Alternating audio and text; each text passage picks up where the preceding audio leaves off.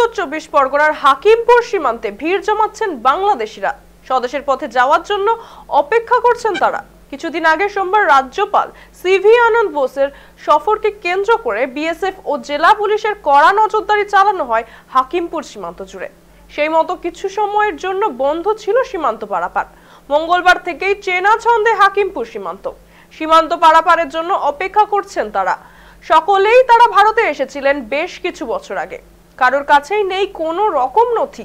নিরাপত্তা বজায় রেখে বায়োমেট্রিক ভেরিফিকেশন করে পেরোতে দেওয়া হচ্ছে সমস্ত বাংলাদেশি অনুপ্রবেশকারীদের।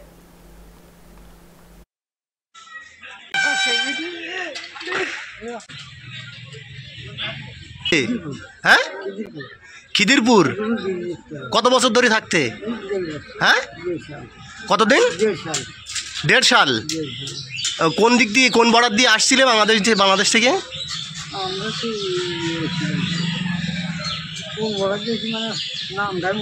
দালাল মারফত আসছিলে? দালাল মারফত আসছিলে? কত টাকা নিয়েছিল? পয়সা ছিল না। ফিরে যাচ্ছ কেন?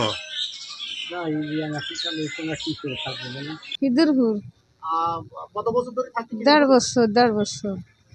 10 বছর? 1.5 বছর। হ্যাঁ, বাংলাদেশে বাড়ি কোথায়? আমাদের যশোর জেলা। হ্যাঁ, যশোর জেলা। যশোর জেলা। হ্যাঁ। কিভাবে আসছিলে বাংলাদেশ থেকে? ওই দালালের মাধ্যমে।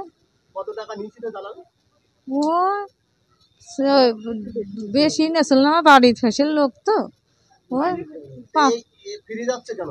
এখনই এলআইসি চালু আছে, থাকতে পারতেছি না দাদা দেশে। না, আমাদের কিছু নাই। কি কাজ করতে এখানে? আমরা বাসা বাড়ি কাজ করতাম।